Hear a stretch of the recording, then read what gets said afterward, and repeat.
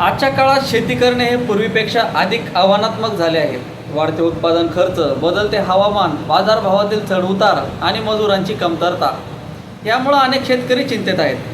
अशा परिस्थितीत कमी क्षेत्रात जास्त उत्पन्न कसे मिळवायचे हा प्रश्न प्रत्येक शेतकऱ्याला पडतो. आज आपण 1 एकर शेतीत चांगला नफा देऊ शकणाऱ्या काही पिकांविषयी माहिती जाणून घेणार आहोत. सर्वप्रथम डाळिंब शेतीबद्दल बोलूया. महाराष्ट्रातील अनेक भागांमध्ये डाळिंबाची लागवड मोठ्या प्रमाणावरती केली जाते. योग्य व्यवस्थापन, ठिबक सिंचन आणि रोग नियंत्रण केल्यास डाळिंबातून चांगले उत्पन्न देखील मिळू शकते. देशांतर्गत आणि परदेशी बाजारात डाळिंबाला मोठी मागणी असल्यामुळं अनेक शेतकरी या पिकाकडे वळताना आपल्याला दिसत आहेत. दुसरे महत्त्वाचे पीक म्हणजे हळद. हळदीला औषधी आणि मसाला पीक म्हणून मोठी मागणी आहे. हळदीचे दर चांगले मिळाल्यास शेतकऱ्यांना भरघोस नफा मिळू शकतो. विशेष म्हणजे हळद साठवून ठेवता येते, त्यामुळे बाजारभाव वाढल्यावर विक्री देखील करता येते. तिसरे पीक म्हणजे आले. आले हे देखील मसाला पिकांमध्ये महत्त्वाचे मानले जाते.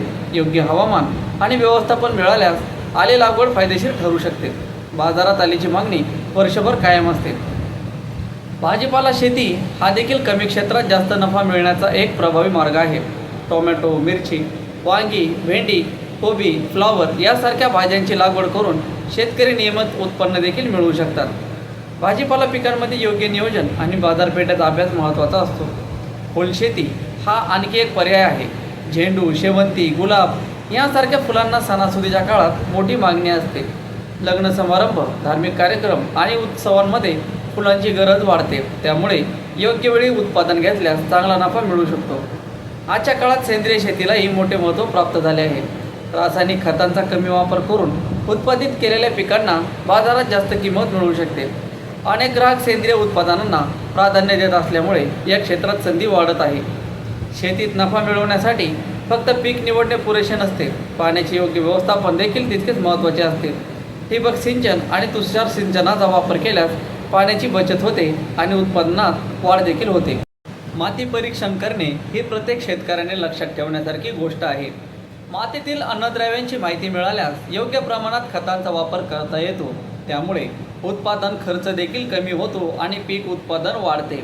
बाजारपेठेचा अभ्यास करणे हे देखील अत्यंत आवश्यक आहे. कोणत्या पिकाला कोणत्या काळात जास्त मागणी असते याची माहिती घेतल्यास योग्य नियोजन करता येते. अनेक वेळा शेतकरी मोठ्या प्रमाणावर एकाच पिकाची लागवड करतात आणि बाजारात पुरवठा वाढल्याने भाव घसरतात, त्यामुळे पीक नियोजन महत्त्वाचे आहे. शेतकऱ्यांनी शेतीसोबतच जोडधंद्याचा देखील विचार देखील करावा. दुग्ध व्यवसाय, शेळीपालन, कुक्कुटपालन, मत्स्यपालन यासारखे व्यवसाय शेतीला पूरक ठरतात, त्यामुळे उत्पन्नाचे अतिरिक्त स्रोत देखील निर्माण होतात. सरकारी योजनांचा लाभ घेणे देखील गरजेचे आहे. पीक विमा, सिंचन योजना, कृषी यांत्रिकीकरण योजना आणि विविध अनुदान योजनांचा फायदा घेतल्यास खर्च कमी करता येतो. आज तंत्रज्ञानाचा वापर करून देखील शेती अधिक फायदेशीर करता येते. मोबाईल ॲप्स, हवामान अंदाज, ऑनलाईन बाजारपेठ आणि आधुनिक शेती तंत्रांचा वापर करून अनेक शेतकरी यशस्वी होत आहेत. शेवटी कोणतेही पीक निवडण्यापूर्वी आपल्या परिसरातील हवामान, पाणी उपलब्धता, मातीचा प्रकार आणि बाजारपेठेचा अभ्यास करणे आवश्यक आहे.